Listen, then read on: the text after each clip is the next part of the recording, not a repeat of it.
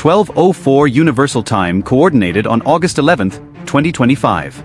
The calm waters around Scarborough Shoal explode into chaos. Just 12 nautical miles from the reef, the Philippine Coast Guard cutter BRP Sulwan is pushing north, escorting two small civilian relief boats loaded with food and fuel for local fishermen. On her tail, a Chinese Coast Guard ship hull number CCG-3104 is closing fast. Its water cannon is already firing, streams arcing across the bow of the Sulwan like liquid whiplash. At this range, those jets hit with the force of a sledgehammer capable of shattering windows and sweeping crew off their feet. But the chase is about to get far more dangerous. Cutting in from the port side, a massive silhouette emerges. A People's Liberation Army Navy destroyer hull number 164. This warship is armed for battle, not for crowd control, and it's moving at speed through contested waters. The three vessels are now converging in a narrowing triangle of open sea.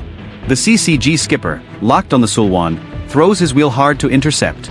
The destroyer, unaware of the maneuver, keeps its course. Two ships, one collision path, seconds to impact. Out here, there's no room for error, and there's no easy way to explain why two ships from the same flag are about to slam into each other.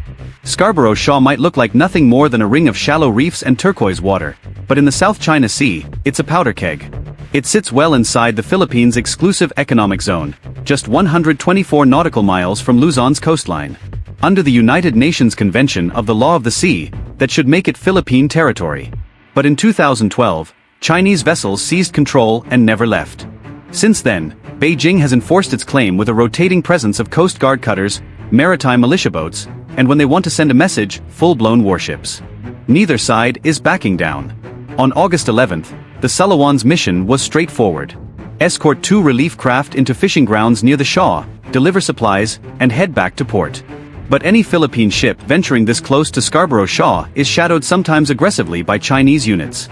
That's what brought CCG-3104 into the picture. The destroyer with hull number 164 wasn't there for humanitarian work either. It's a Type 052 Lu Yong 3 class guided missile destroyer bristling with vertical launch cells, anti-ship missiles, and long-range radar. Normally, it patrols in formation.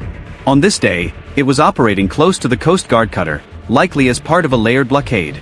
In theory, ships from the same nation should coordinate to avoid incidents. But when speeds are high, tempers are up, and radio channels go silent, rules and reality part ways. The moment the BRP Sulwan cleared the Shaw's shadow, the chase was on. CCG-3104, a 1,500-ton Chinese Coast Guard cutter, pushed its twin diesels to the limit, spray boiling off its bow as it closed the gap.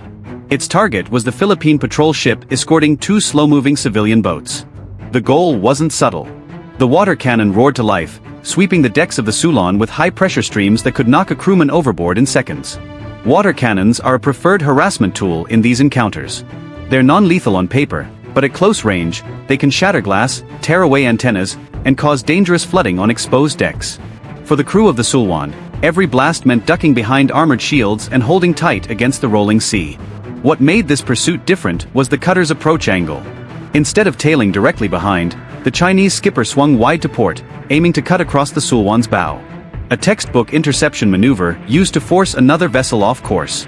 At speeds approaching 20 knots, the margin for error is razor thin. Radio calls from the Sulwan went unanswered. The CCG cutter kept pressing in, its sirens blaring over the cannon's hiss. The Philippine vessel held its course, careful not to make a move that could be spun as aggressive, and then came the miscalculation. Through the spray, the bulk of the PLA Navy destroyer loomed closer. The CCG's cutter intercept path wasn't just crossing the Sulwan's line. It was crossing directly into the destroyer's track. The cutter's captain locked on the Sulwan, pushed through the intercept line without noticing how little space remained. By the time the destroyer's crew spotted the danger and signals, it was too late. The CCG's bow, already angled across the destroyer's port side, slammed forward. The impact was brutal. Steel crumpled at the cutter's bow, buckling inward like paper under a fist. The forward gun mount twisted in its housing, its shield warped from the force. Internal bulkheads groaned and split for the destroyer. The damage was superficial. Long jagged scrapes gouged into her port plating. Paint sheared away in streaks of bare metal, but the shock ran through her hull, rattling fittings and shaking crew from their posts. On the cutter's foredeck, several crewmen had been visible moments before, watching the chase from the rails. When the bow struck, they vanished from sight, tossed back from the sudden halt. Whether they were injured or simply thrown out of view was unclear. In those first seconds after impact, the scene was chaos. The destroyer's horn blared, the cutter's engines cut off. Over VHF, the Philippine crew offered immediate assistance, medical aids, man-overboard search damage control teams. Every call was met with silence. The destroyer backed off, slowly turning away. The cutter sat low in the water, bow submerged, and dead in the swell. Unsea would be the polite term. In operational reality, it was finished. A Chinese pursuit had just ended, not with a warning shot, but with one of their own ships crippled in front of the very vessel they were trying to intimidate. Back on the deck of the BRP Sullivan, the collision was a mix of shock and disbelief. Moments earlier, the crew had been bracing for another blast from the water cannon. Instead, they watched the Chinese cutter slam head onto its own Navy's destroyer.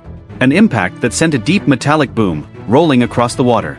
Through binoculars, Philippine officers saw crew members on the CCGs for deck stumble, clutching railings, and in some cases vanish behind the mangled bow.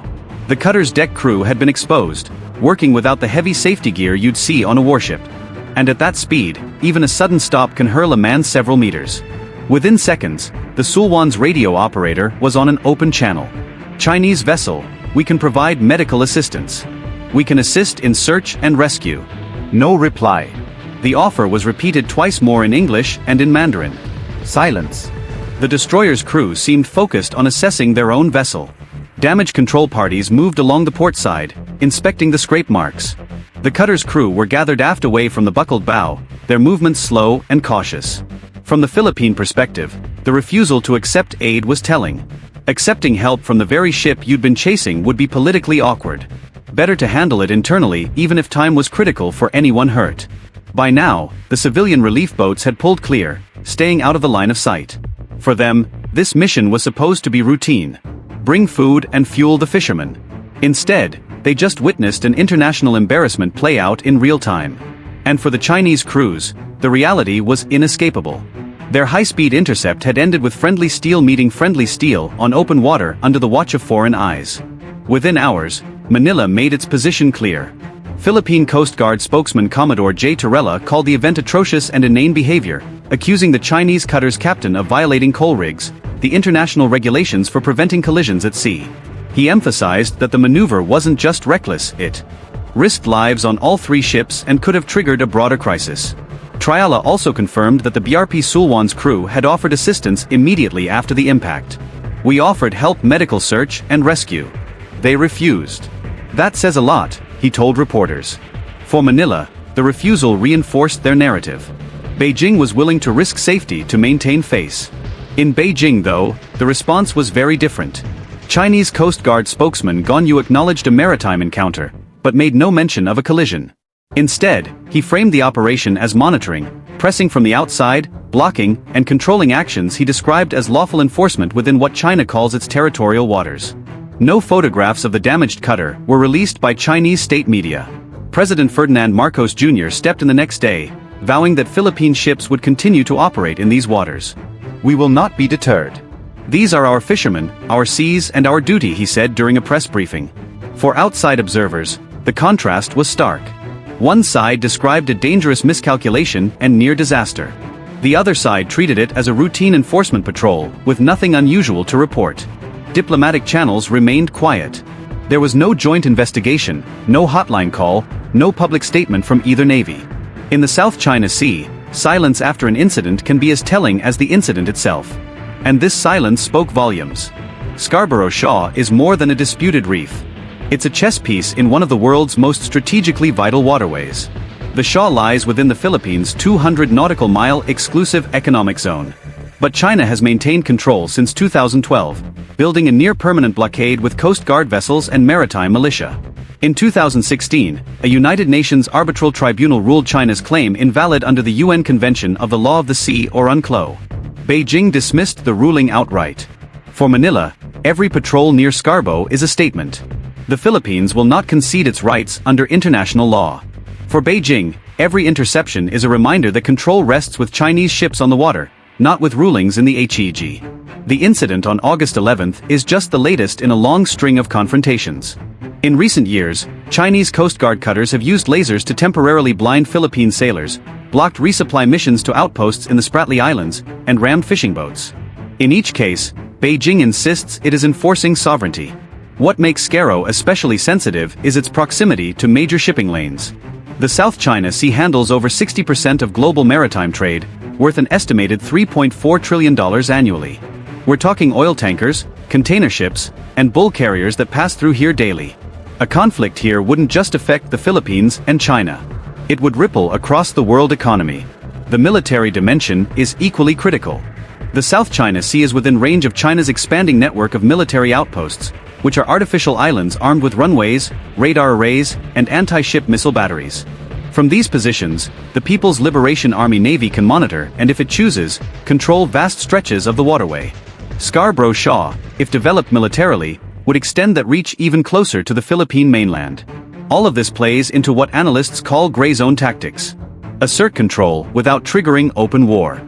Water cannons instead of gunfire, ramming instead of missile strikes. The August 11th collision was never intended, but it happened inside that high-stakes game where every move is designed to test the other side's resolve. For Beijing, the incident will likely be buried in silence. For Manila, it's already part of a growing record. Proof that even routine harassment carries real risk. And for the crews involved, the memory won't fade soon. At sea, you remember the moments when steel hit steel. The South China Sea has seen decades of close calls. Jets buzzing cockpits, ships crossing bows, fishing boats rammed in the night. But rarely does the danger turn inward. August 11th showed that in the rush to intimidate, even the most disciplined formations can break down. So here's the question. Do you think this was an accident born from overconfidence or a high-risk intimidation tactic that backfired? Drop your thoughts in the comments. And if you want to go a step further and support our channel here directly, join the fleet. You get loyalty badges, priority responses, and help us bring more true maritime stories to the surface.